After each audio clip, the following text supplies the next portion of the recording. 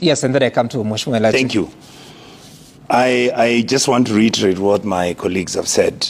Our country's potential is actually enormous. Looking back and trying to analyze the drafters of the Constitution, in all honesty, meant well, because they've given us everything, every tool that we need to utilize to achieve certain goals, certain targets, and move on. The problem is, like we always say, Mwafrika ni Mwafrika. The truth is that own source revenue is the piggy bank kitty that is being used by governors and their friends who are in the county governments, and that is the money that they are sharing. For the last 10 years, there was no much observation, there was no much oversight, there was no much analysis on how and where our money was actually either being collected from or how it was being spent. For me, I keep congratulating the Controller of Budget because she's been making the analysis. I happen to be very lucky because I sit in the Budget Committee and I also sit in the CPAC Committee, so I'm able to see how the money is allocated, and I'm able to actually oversight the money by auditing it and seeing where the issues are. Sam, I can tell you this. What Gladys Wanga has done in Homa Bay is a unique exception.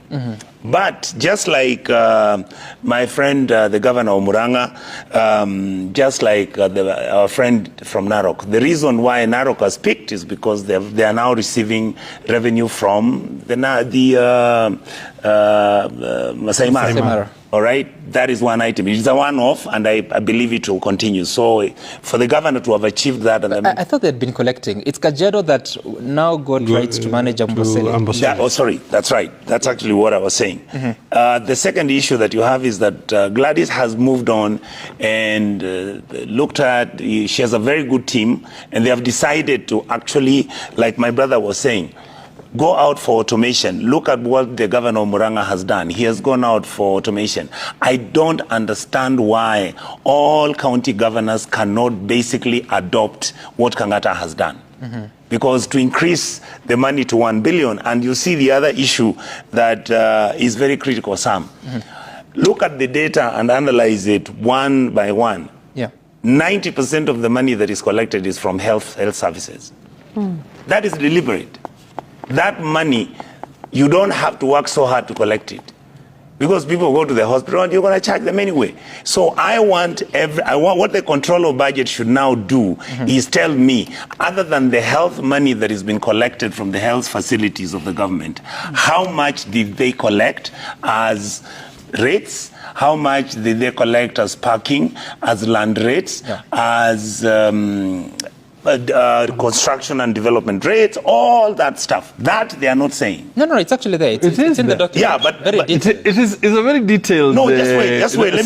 Senator, look, because the governors and their deputies are not here to defend themselves. No. The reality is, the reality, Senator. I know you are governor. Let me finish my argument. Okay, I allow him to finish his point. Let me finish my argument. Yeah. What I am saying, Governor, is this. Even when an effort has been put to even collect the money from the health facilities, health is actually the one giving more money, 70%, other than the normal revenue. That tells you, as somebody who's been in development planning, that if you are raising more revenue from your health, it means your people, you are actually taxing the sick.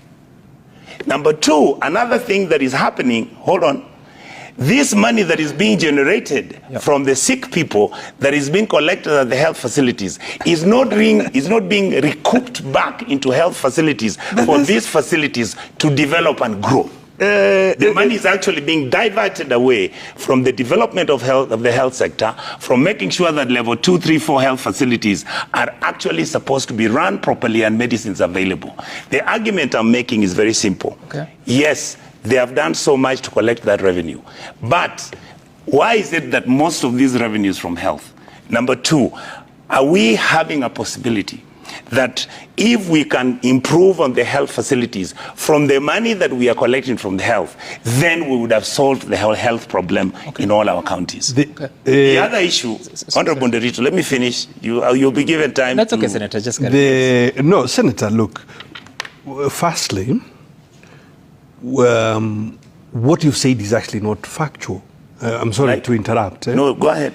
I wish you would have waited I finished, then you would back. The reason being, Senator, all revenues from health facilities must, by law, Senator, be used in health. Hold on. Okay. And I'm quite sure this law must have passed through the hands of the Senate. True. The Facility Improvement Fund ring-fences health revenues that they must be used in health. True. And that is the fact. True. Secondly, if there isn't proper oversight, Senator, then it is you and your colleagues, because part of what Senate is to do is to oversight devolution. I yield the floor back to you. Thank you very much. Then I'll come in as a speaker now to tell them where all the weaknesses are. Finish up, Senator. Governor.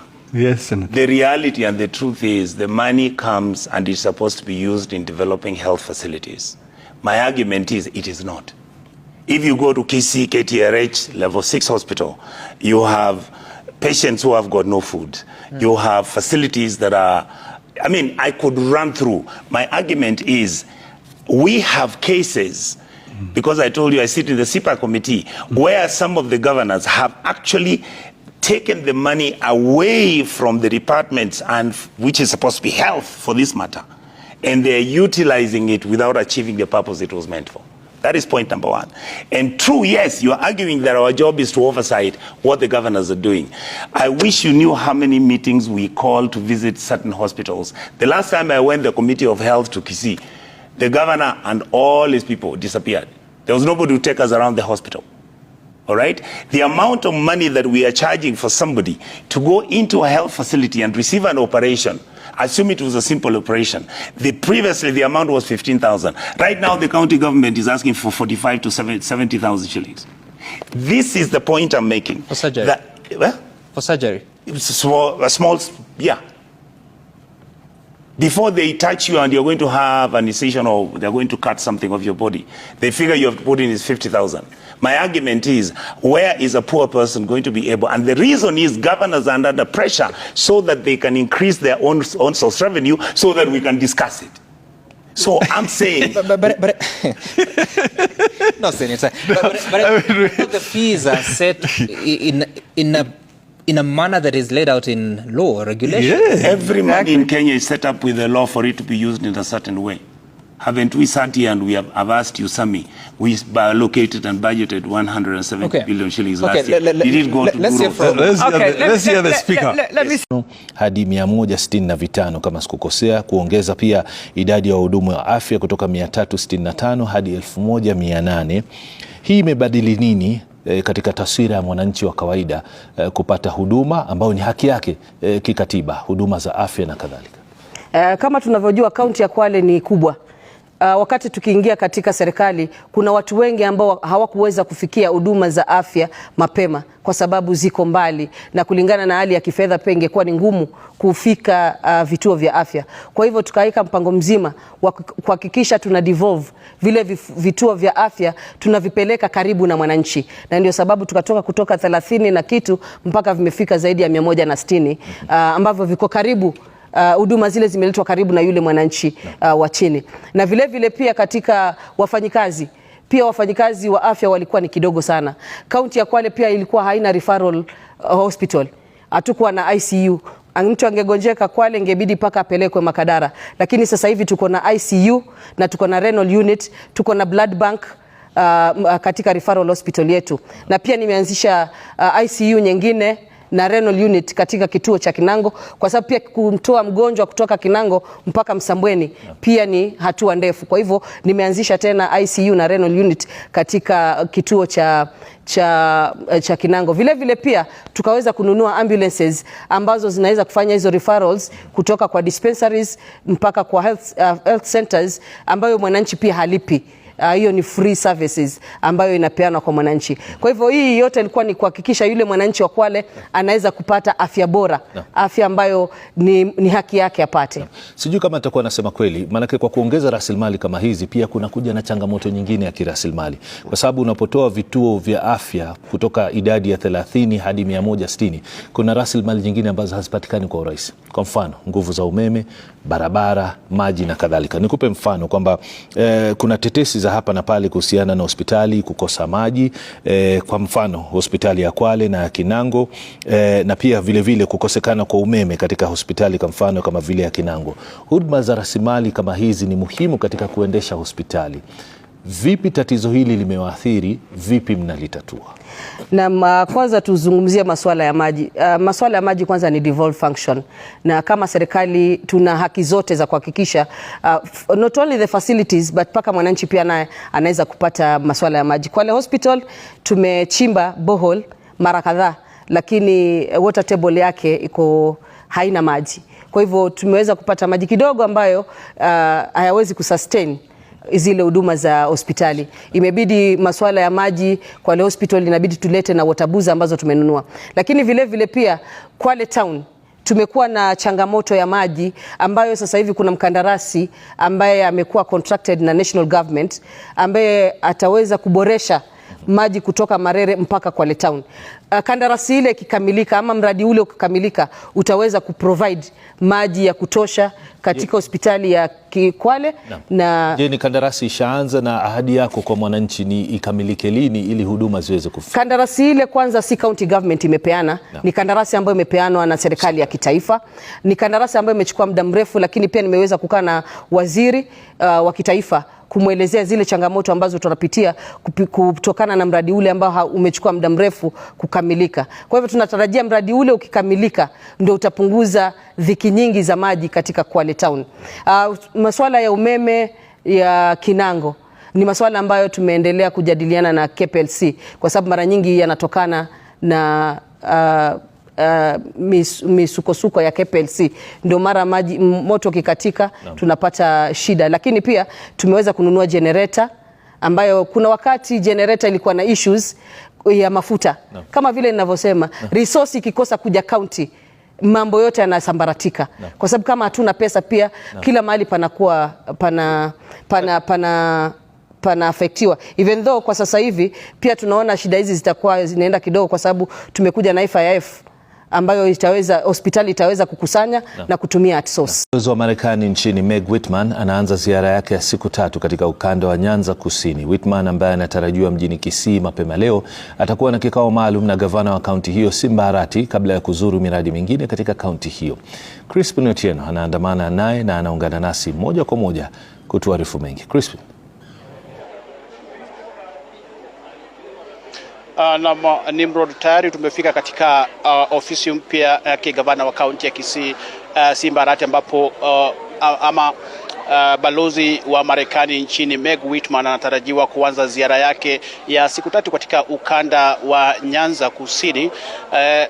Balozi huyu anatarajiwa muda wowote kutoka sasa. Jinsi unavyotizama hapa Nimrod, tayari kila kitu kishwari, tayari kwa shughuli hii nzima katika kaunti hii ya Kisii. Unavyotizama hapa kuna wale maaskari katika kaunti hii ya Kisii tayari unaona wanavyojipanga hapa kuashiria kwamba muda wote kutoka sasa shughuli hii nzima itakuwa ikianza katika makao haya makuu ya kaunti ya Kisii. Miongoni mwa shughuli ambazo balozi huyu anatarajiwa kufanya atakapofika katika eneo hili ama katika ofisi kuu ya gavana wa kaunti hii, atakuwa akifanya kikao cha dharura na gavana wa kaunti ya Kisii, na vile kutoka hapa atakuwa akielekea eneo la mafunzo ya wakulima kaunti ya Kisii almaarufu ATC, ambapo pia atakuwa na kikao na washikadau mbalimbali katika sekta ya kilimo, wakiwemo wale kutoka sekta ya chai na vile sekta ya kahawa. Kutakuwa na kikao katika eneo hilo la ATC, na vile atakuwa akitoka hapo atakuwa akifanya kikao kingine katika chuo kikuu cha Kisii, na vile hata hivyo ndivyo atakuwa akitamatisha ziara yake ya siku moja katika kaunti ya Kisii. Hapo kesho Whitman atakuwa anatarajiwa katika hospitali kuu ya rufaa ya Kisii hapo kesho asubuhi, na vile vile atakuwa akielekea maeneo ya Tabaka ambapo kuna shughuli ya uchimbaji mawe aina ya soapstone. Vile vile atakuwa akizuru maeneo hayo, kisha atakuwa akizuru kaunti jirani ya Migori ambapo vile vile atakuwa akizungumza na washikadau mbalimbali wakiwemo gavana wa kaunti hiyo Ochila Wayako. Kisha atakuwa akielekea maeneo ya Homa Bay ambapo pia atakuwa akifanya kikao na gavana wa maeneo hayo ama gavana wa kaunti ya Homa Bay Gladys Uwanga, na vile vile kuzungumza ama kufanya kikao na washikadau mbalimbali katika kaunti hiyo. Lakini katika eneo hili ambalo tulipo, shughuli ni kama hii hapa. Tayari kila kitu kishwari, anasubiriwa tu wakati wowote kutoka sasa, kisha mkutano utakuwa ukiendelea kwa muda mfupi. Mkutano huo pindi tu utakapokamilika Nimrod, watakuwa na kikao cha pamoja na wanahabari katika eneo ambalo nilipo hapa. Hapo ndipo watakuwa wakielezea tu jinsi ambavyo shughuli itakavyokuwa ikiendeshwa katika kaunti hii ya Kisii. Tutasikia kutoka kwake Meg Whitman na vile vile gavana wa kaunti hii Simba Arati, kisha tutakuwa tukiandamana nao katika maeneo mbalimbali. Kwa hivyo ndivyo ratiba ilivyo kuhusiana na ziara hiyo ya Meg Whitman, na pindi tu watakapofika hapa tutakuwa tukiwajulisha na tutakuwa tukiasikiza jinsi ambavyo viongozi hao wawili watakuwa wakizungumzia kuhusu ziara hiyo ya siku 3 katika ukanda huu wa Nyanza Kusini. Nimrod. Naam, asante sana Crispin Otieno akiripoti kutoka kaunti ya Kisii. Mama katika kaunti ya Busia wamewataka Wakenya kwa jumla kuwa na subra kufuatia hoja inayoendelea kumbandua naibu rais Rigathi Gachagua mamlakani, wakisema kuwa ni swala linaloendelea kuwagawanya wananchi. Wakizungumza mjini Busia, kina mama hao wanasema kuwa wana imani kuwa sheria itafuatwa ipasavyo na nchi kurejea katika hali yake ya amani na hali ya kawaida. Seneti itaanza kusikiza hoja hiyo siku ya Jumatano. Watu wanastuka sana ati kuna mambo ya impeachment imefuatwa namna gani? Hiyo ni code of conduct. Kuna watu wamenyanja ama fields mbalimbali kufatana na mambo ya corruption. Bunge ilifata katiba. In Kenya we have a constitution and that constitution must be followed accordingly. Na hiyo ya kuimpeach Gachagua, mimi kwa upande wangu nitaipinga kwa sababu moja au mbili. Gachagua kwa saizi anaongelea mlima, na mlima wakati ule hata Ruto wakati ambapo alikuwa akiongelea upande wa Rift Valley, na hii ndipo sasa Gachagua akitoka mlimani 2027 Gachagua atakuwa anaongelea kitaifa, sababu saizi Gachagua anaongelea mlima Kenya, anatengeleza zile kura za Mount Kenya. Mimi shida Gachagua ni ukabila. Kila saa ni murima, kila saa ni murima. Murima hata hapa tera itamkura yuka murima. Mbora jai tetea watu wa murima wa hapa Busia. So Gachagua lazima aende. Mimi sijaiona Gachagua Busia akitetea wakaaji wa Busia. So kila saa ni murima, ni murima. Murima tutasapoti murima paka rini. Ninaomba Senate, ninaomba mahakama yetu, kabla hamjaamua huyu mwanaume aende nyumbani, mtuelezee hii Kenya hii lazima tukue mtu akwambia watu wa Kenya hii. Chama cha wauguzi nchini tawi la Nyamira kimetoa ilani ya mgomo utakaoanza baada ya majuma mawili kufuatia kucheleweshwa kwa mishahara ya wafanyikazi, kudhulumiwa kwa baadhi yao na kucheleweshwa kwa mishahara ya baadhi yao kwa zaidi ya miezi 5. Wakizungumza mjini Nyamira, viongozi hao wanasema kwamba baadhi ya wanachama wanakumbana na hali ngumu kazini kutokana na dhulma mbalimbali, huku wakiisuta serikali ya kaunti inayoongozwa na Amos Nyaribo kwa kutotekeleza mkataba wa makubaliano ulioafikiwa. Aidha, wauguzi hao wametoa makataa kwa serikali ya kaunti hiyo kuwapandisha vyeo wauguzi ambao wamesalia kwenye cheo kimoja kwa muda mrefu.